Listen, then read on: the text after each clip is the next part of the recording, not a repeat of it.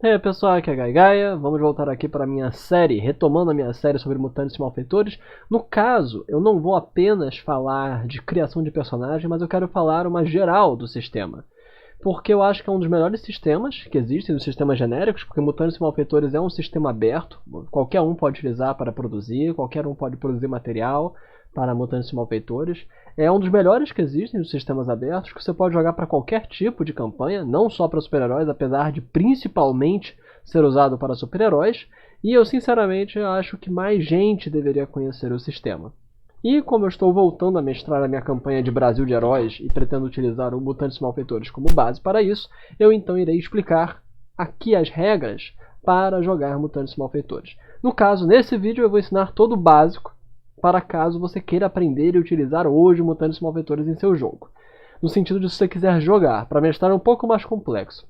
Mas, em resumo assim por alto, o que é Mutantes e Malfeitores? Ele é um sistema variante do D20, o mesmo de D&D terceira edição, mais ou menos D&D quinta edição, D&D quarta e por aí vai. Aí você tem outros sistemas, o sistema ação, o sistema Berzem, D20, entre tantos mais que utilizaram o D20 como base para a sua criação. No caso, Mutantes e Malfeitores ele é uma variante bem forte, no sentido de que ele muda muita coisa do sistema. Mesmo assim, se você tem noção de D&D terceira edição, quarta, quinta, você vai aprender mais facilmente Mutantes e Malfeitores. Para jogá-lo, você só precisa do D20, o dado de 20 lados, o dado clássico de D&D, Dungeons and Dragons. O sistema de Mutantes e Malfeitores é um sistema gameista, forte impacto, forte centro na construção de personagens e especialmente focado em combate. O que não quer dizer que é só combate que tem Mutantes e Malfeitores, mas é um foco muito grande no sistema. E ele é um sistema de granularidade alto, que quer dizer que tem muita customização. Granularidade é quanto você pode customizar o personagem, quantos detalhes você pode criar com impactos mecânicos deles.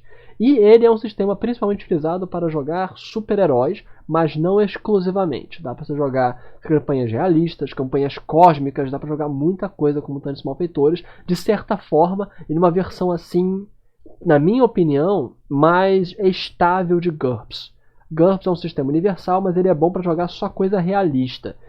Mutantes e Malfeitores dá para você jogar praticamente qualquer coisa.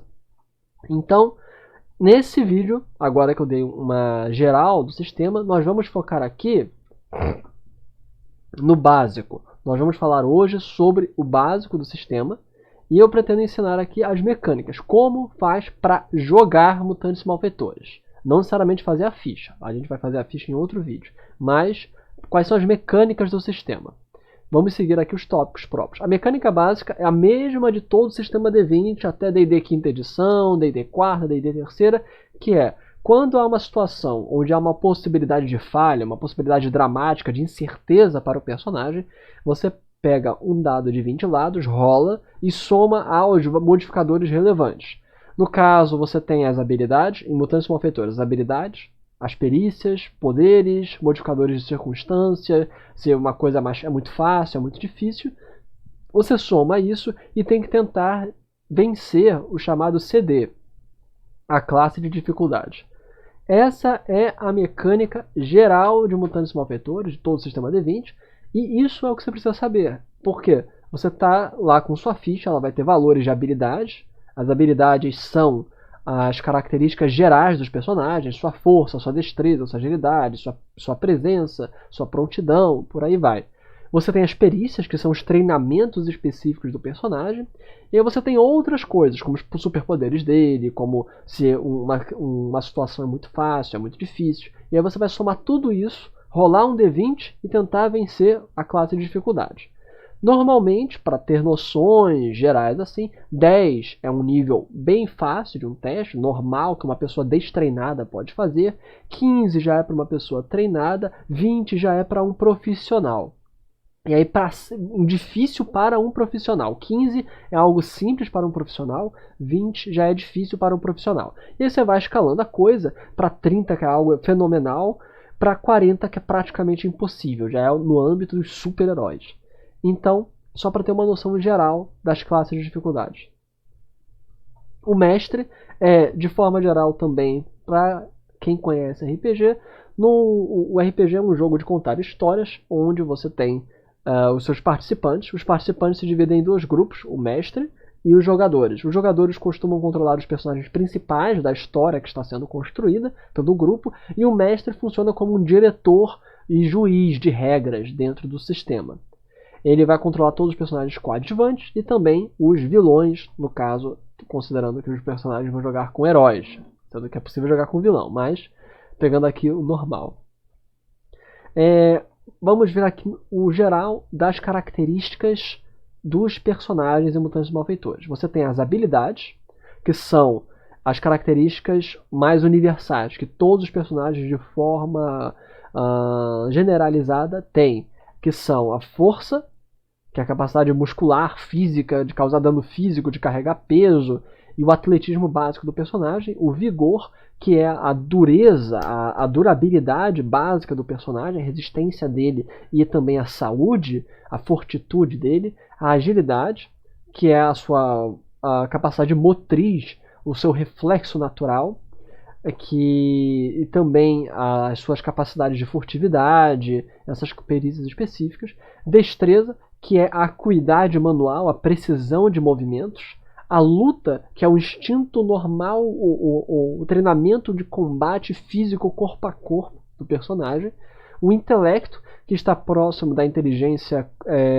lógico-cognitiva, de raciocínio rápido, memória, a prontidão, que representa a percepção do personagem, a perceptividade dele e também sua força de vontade, a força de conseguir manter as suas faculdades mentais, e então você tem a presença, que é o atributo que representa meio que a inteligência emocional do personagem, a capacidade dele de interagir, a interação dele com o mundo à sua volta, os personagens à sua volta.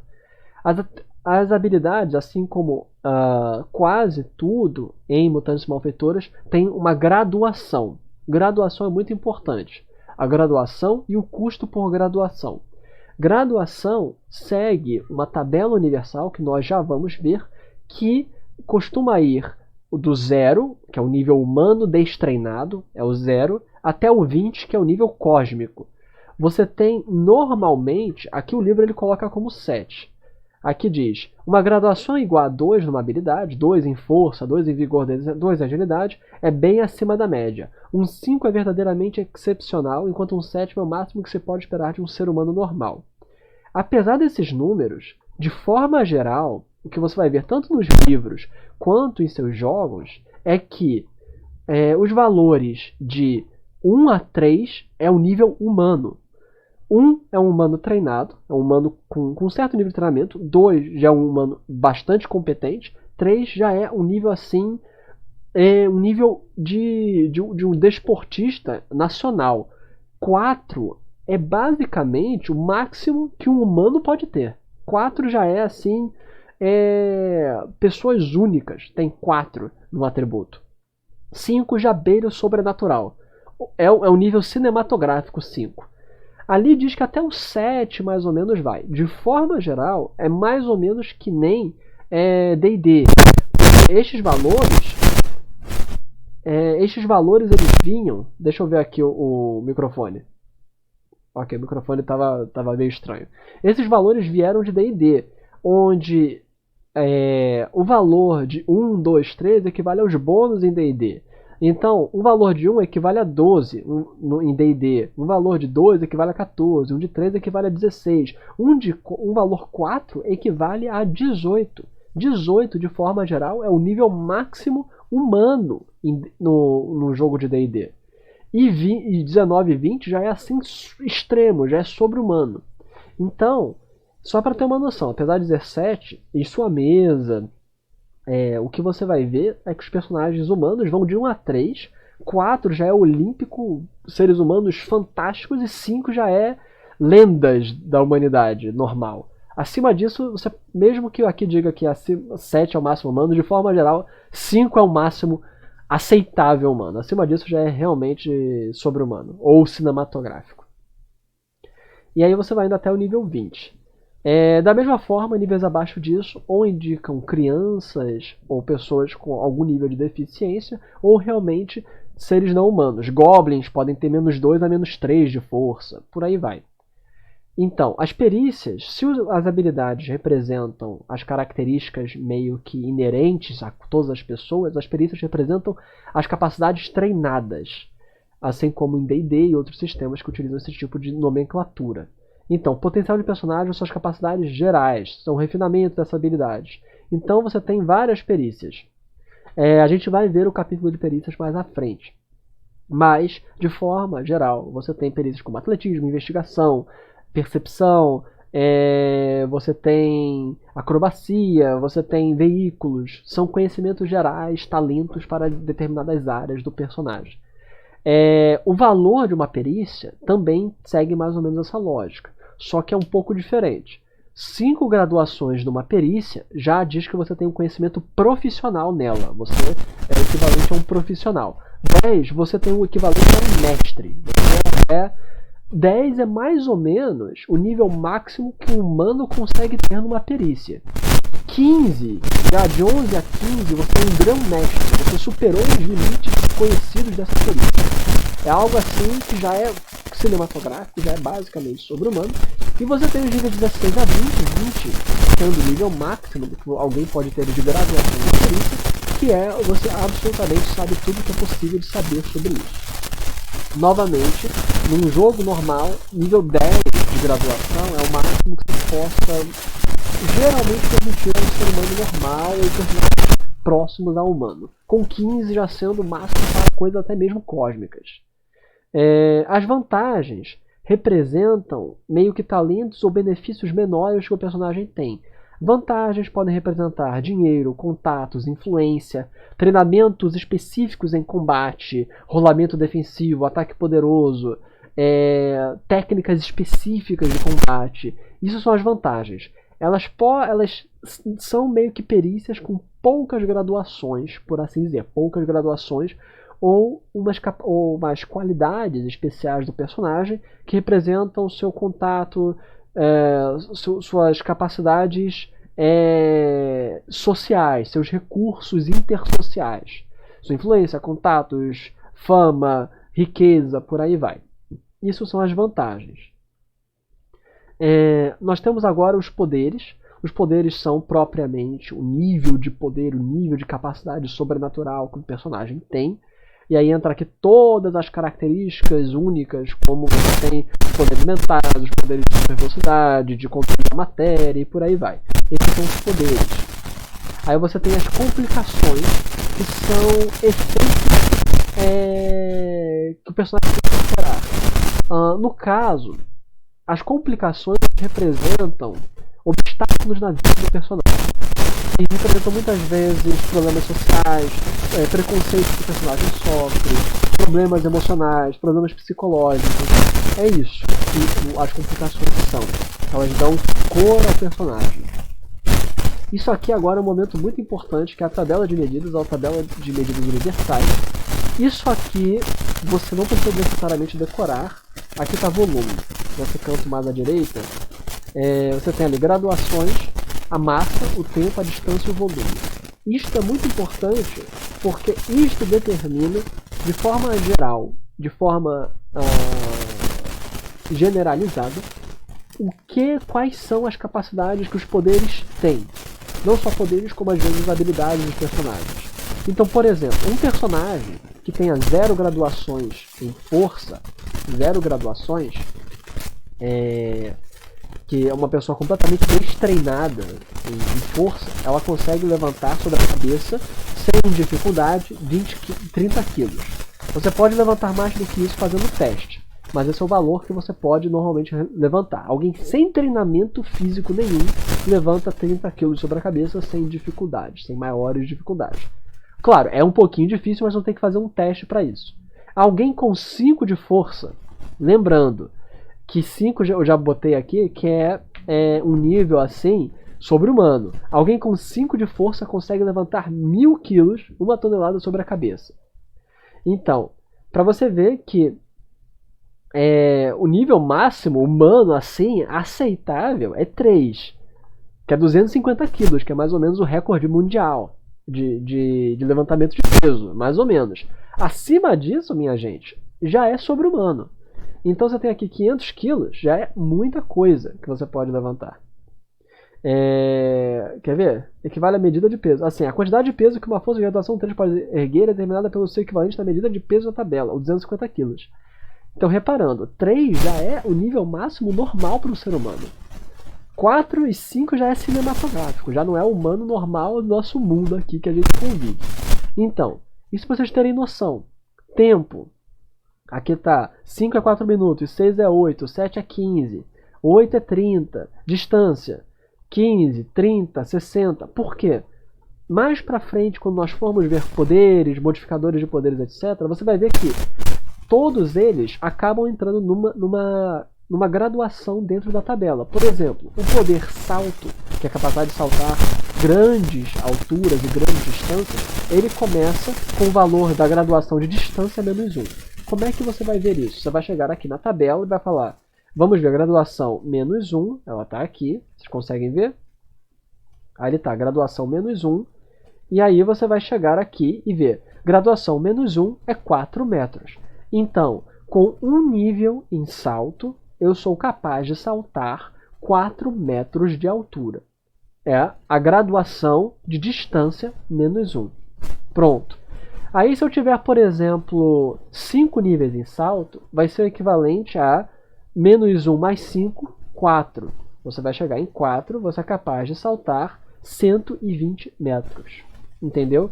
Novamente, vamos chegar aqui e pensar em área. Tem a modificador de área, explosão. Área e explosão, no nível 1, equivale à graduação de distância 0 em raio.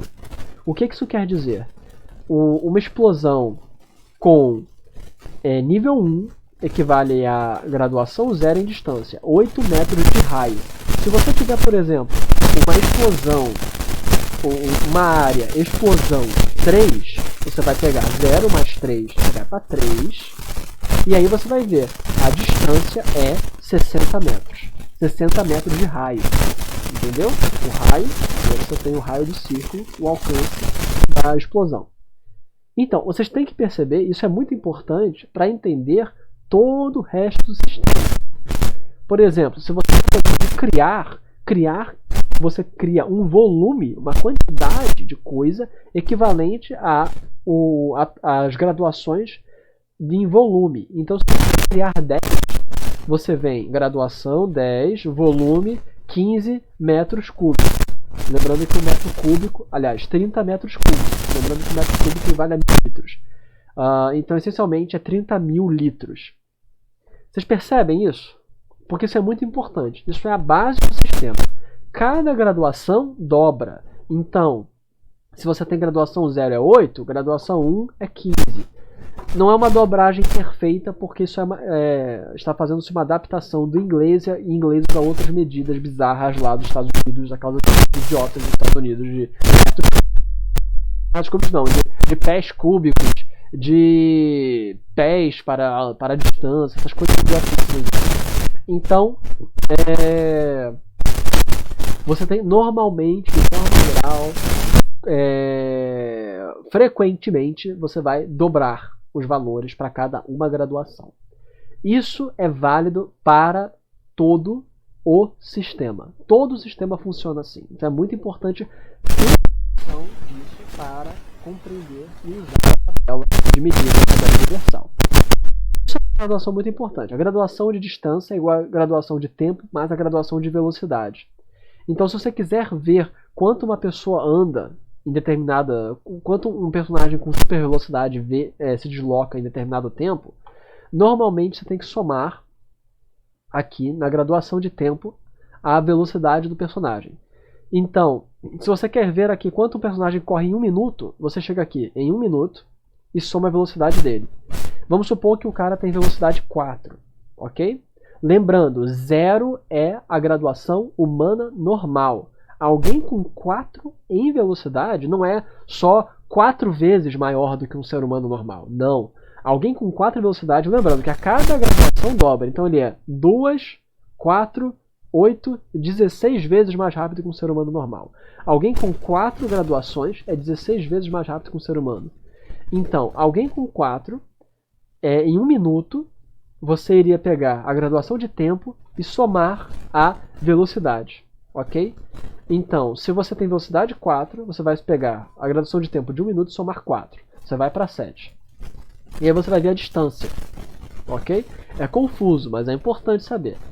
Então, alguém com 4 de velocidade corre em 1 minuto, você soma 4 e vai em distância.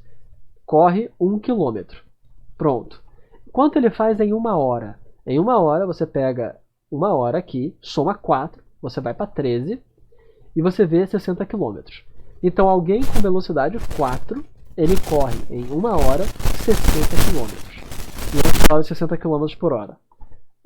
Isso é muito importante para quando você tiver personagens com alta velocidade.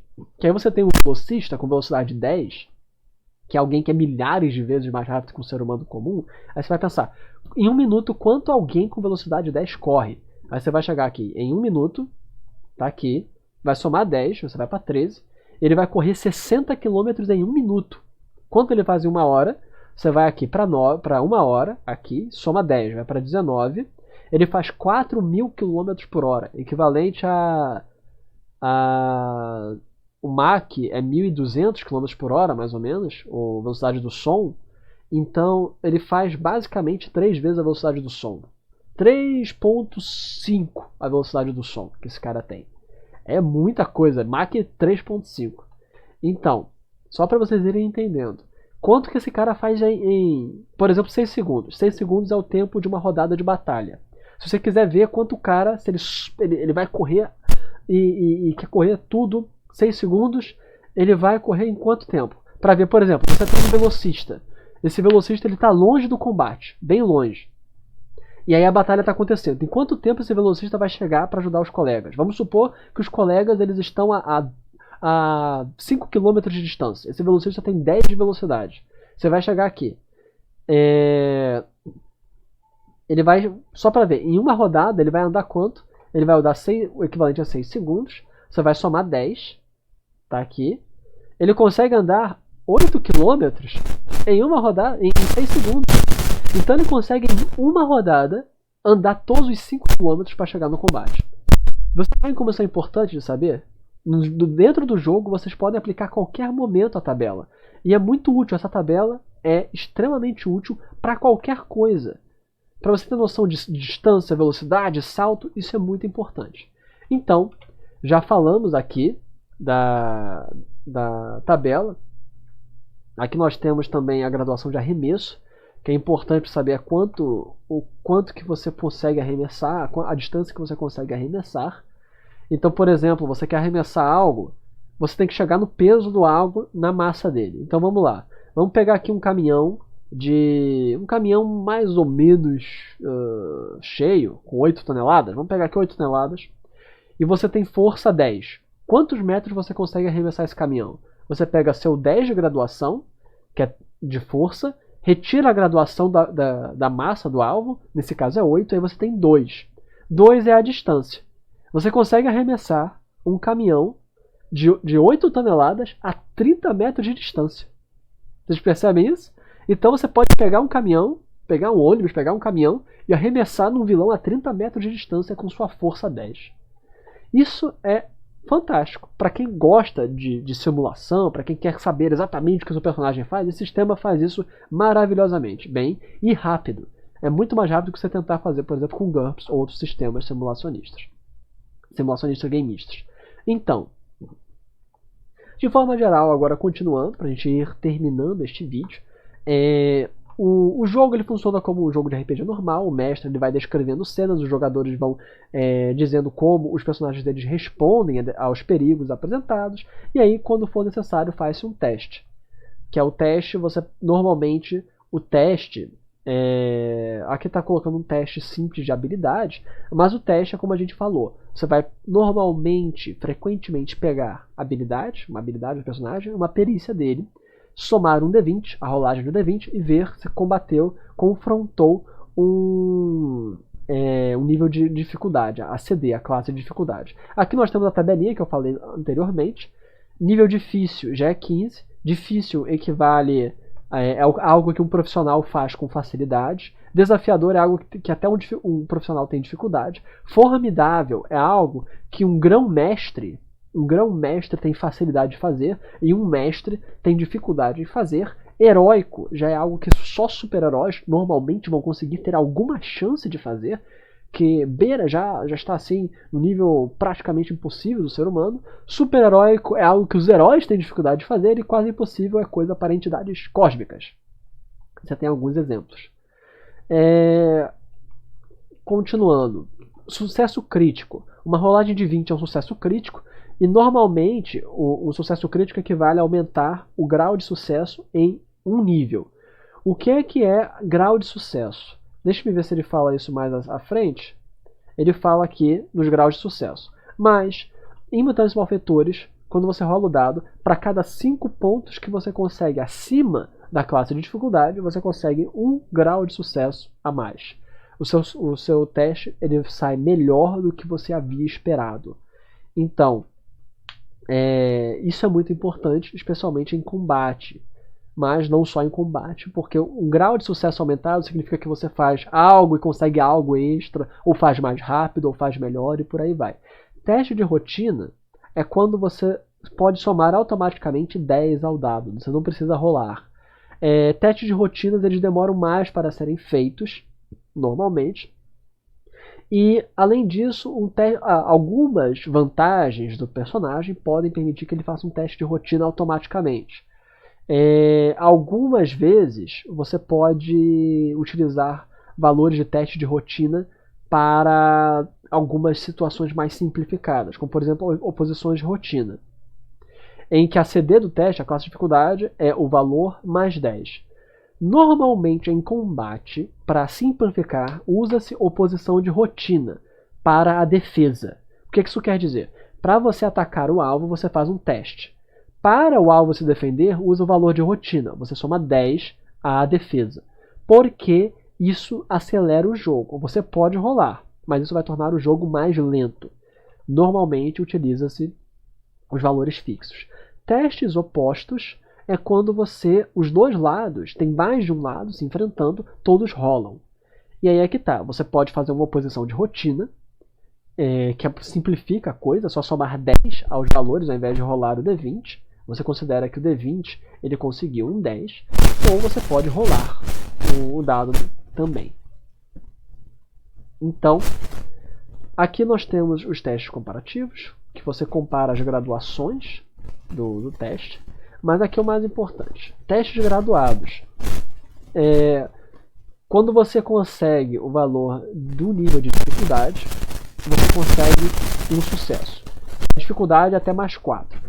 Quando você rola 5 pontos acima da dificuldade, você consegue 2 sucessos. Quando você consegue 10 pontos, você consegue 3 sucessos. Quando você rola 15, você só consegue 4 sucessos, por aí vai. Da mesma forma, se você falhar por 5 pontos abaixo, você teve 1 grau de falha. Você teve uma falha. Quando você rola menos 10, você teve 2 níveis de falha e por aí vai.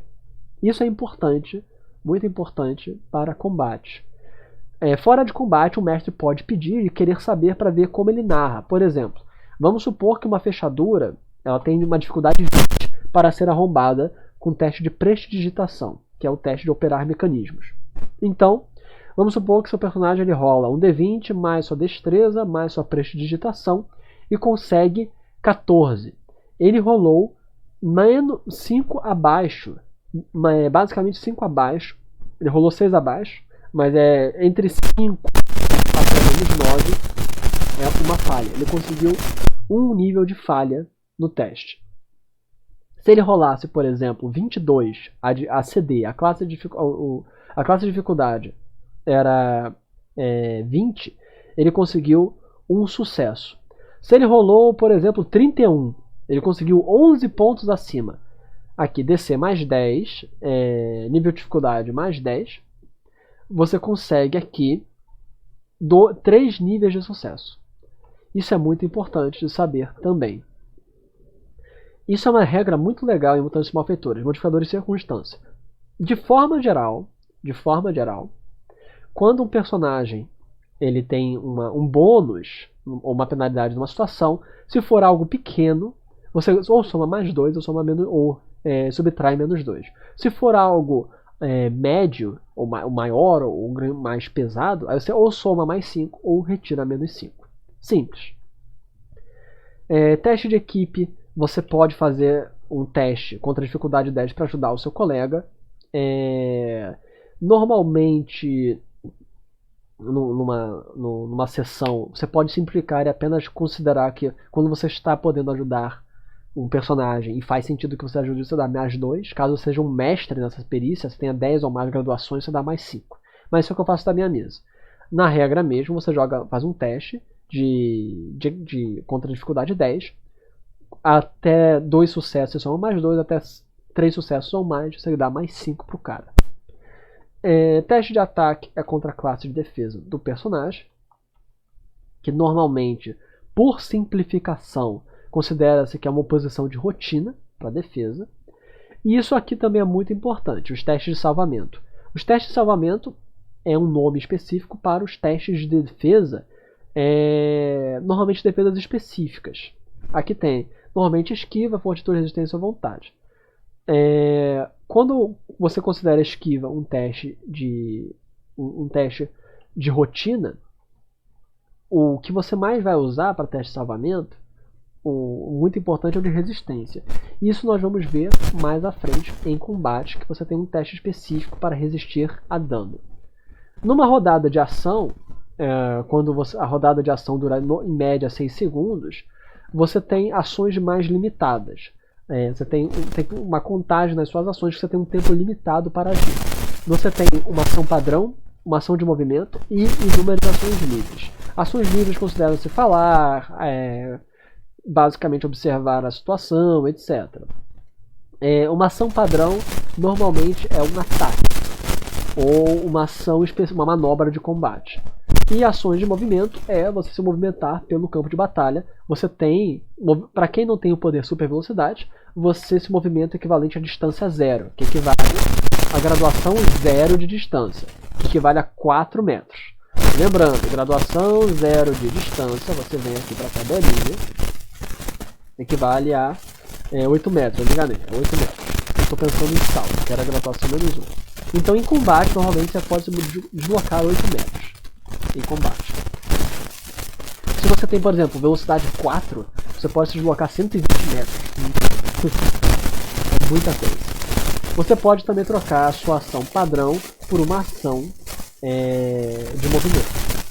Além das ações livres, você tem as reações, que é algo que você pode fazer no turno do oponente. Uma reação não consome tempo significativo, você reage em resposta a alguma coisa. As reações não contam contra o número de ações que você pode agir, e você pode reagir quantas vezes for necessário, mas apenas quando for necessário. Condições representam os efeitos nocivos que você sofre quando você recebe normalmente um ataque, uma aflição, um dano. São os efeitos que não são permanentes, são efeitos temporários e que têm vários impactos diversos sobre o personagem. No caso, o ideal é que você tenha o acesso a isso numa tabela, você anote, ou você tem uma tabela, porque tem muitas condições diferentes no jogo e elas podem ser meio confusas. Por exemplo, o personagem atordoado não pode executar ações, nem mesmo ações livres. Em outras palavras, ele não age no turno dele, ele perde o turno. Um personagem compelido, ele só pode fazer ações livres no turno, em uma única ação. Todas as outras ações sendo escolhidas pelo personagem que o controla. Em outras palavras, ele não pode se movimentar, mas ele também não pode controlar as próprias ações. Um personagem compelido é alguém que está sob um efeito de dominação mental que não foi tornado permanente ou não foi tornado duradouro. Alguém debilitado tem menos 5 em uma das habilidades. Tem uma das habilidades reduzidas para abaixo de 5. Uma das habilidades reduzidas abaixo de 5. O desabilitado sofre a penalidade de circunstâncias de menos 5 em todos os testes. E por aí vai. Você tem várias aqui condições do personagem que você vai ter ao longo do jogo. É importante ter essa tabela para saber. E tem também condições combinadas, que um abatido ele está tonto e impedido. Um amarrado está indefeso, imóvel e prejudicado. Você vai ver ali nas condições básicas. Indefeso, imóvel e prejudicado, e o personagem vai ter essas três coisas. Outro ponto importante é o esforço extra. O personagem pode fazer um esforço extra dentro da sua quando ele vai fazer uma ação. O esforço extra é uma ação livre, pode ser usado a qualquer momento. Não é uma reação, isso é importante perceber. Você não pode usar o esforço extra como reação. Isso até poderia ser uma vantagem, permitir que o personagem possa usar um esforço extra como uma reação, mas não tem. Você não pode usar o esforço extra como reação. O esforço extra é quando o personagem lá no quadrinho, no filme, no anime, faz e eles fazem um esforço maior para conseguir uma ação. Você escolhe uma desses bônus para o seu personagem. Você pode escolher uma ação, ele tem acesso a uma ação extra no turno. Normalmente, por questões de equilíbrio, você pode impedir que o personagem possa fazer uma mesma ação que ele fez no turno, para não causar 2 vezes dano, por exemplo. Porque isso pode ser muito quebrado. Tem que tomar muito cuidado para você no jogo. Normalmente eu não permito que você possa fazer uma ação que você já tenha feito. Então se você atacou, você não pode atacar de novo. Ou você não pode atacar o mesmo alvo, você pode atacar outro. Para não acumular, senão isso pode ser muito quebrado. O bônus é muito interessante. Você pode receber mais 2 ou mais 5 de bônus. Você recebe mais 2, caso você não tenha nenhum bônus. Você transforma um bônus de mais 2 em mais 5. Poder. Você pode aumentar em 1 a graduação de um poder até o próximo turno. Façanhas. Você pode ganhar um efeito alternativo. A gente vai ver isso no capítulo 6. Salvamento. Você pode ganhar um novo salvamento contra um efeito em andamento. Isso é útil para quando a gente for ver aflições. Você pode tentar novamente um teste, caso você tenha falhado. Você pode aumentar a velocidade, você pode aumentar a força. Pronto. Quando você usa esforço extra, você ganha a condição fatigado. Quando você usa esforço extra pela segunda vez, você ganha exausto. Você demora 1 hora para recuperar dessas condições. Além de, você pode gastar um ponto heróico para ignorar essa fadiga. E pontos heróicos, eles são essencialmente esse último ponto assim, das regras, que representam as capacidades especiais que os heróis têm. Você ganha pontos heróicos quando seu personagem sofre com alguma complicação dele, um protegido indefeso sofre, ele sofre alguma coisa com a personalidade dele, ele é atingido por alguma fraqueza específica dele, e por aí vai. Você ganha um ponto heróico. Então, quando ele age com heroísmo, salvando pessoas, confrontando vilões, etc. Os personagens eles começam com um ponto heróico por sessão. Caso ele tenha... É um ponto heróico que não é cumulativo. Se você não gastou seu ponto heróico na última sessão, você não vai ficar com 2 na próxima. Você ganha você tem um mínimo de 1 ponto heróico por sessão. Você pode usar o ponto heróico para ignorar a fadiga do esforço extra. Você pode também editar a cena, você pode adicionar um elemento à cena, que pode ser útil para o personagem. Você pode utilizar para ganhar uma dica na cena, caso você esteja travado no momento, você pede uma inspiração e o mestre vai te contar um segredo ou alguma coisa para fazer com que a história caminhe. Você pode usar para repelir instantaneamente um efeito usado como você contra uma reação. Isso é interessante. Essencialmente você pode repelir efeito, a gente vai ver também em poderes, para tentar anular o efeito. E você pode se recuperar. Você gasta um ponto heróico para remover uma condição dessas daqui. Tonto, fatigado, atordoado. Pronto. Ganhando pontos heróicos a gente já falou. Isso aqui também você pode usar para transformar um 1 ou um 10, uma rolagem menor do que 10 em 10, ou basicamente quando você melhora uma rolagem com esforço heróico, você rola novamente o dado e fica com o melhor resultado, como vantagem D&D quinta edição, ou se o rolagem for menor ou igual a 10, você soma 10 a rolagem. E com isso, nós terminamos o conceito básico. Na próxima, nós iremos aqui discutir sobre origens secretas, que é basicamente criação de personagem. Então eu espero que vocês tenham gostado. Se gostarem, deem like, deem share, comentem. Eu vou fazer mais vídeos de Mutantes e Malfeitores, porque eu estou com o meu cenário de heróis, que eu estou mencionando. Vou deixar, como sempre, o link no servidor na descrição do vídeo, que vocês podem participar, que eu estou mestrando campanha de Mutantes e Malfeitores, no caso do cenário do Brasil de Heróis, que é um Brasil alternativo com superpoderes. Então, se vocês quiserem, vocês podem aparecer lá, fazer suas fichas, e o Mutantes e Malfeitores é um dos sistemas oficiais do canal. O outro sistema é o Fate. Então você tem o Fate para jogos mais simples, para quem quiser, e o Mutantes e Malfeitores para coisas mais complexas. No próximo vídeo nós vamos falar sobre a criação de personagem, e nós vamos continuando, um vídeo por capítulo. Aqui foi Gagai, até a próxima, pessoal. Falou!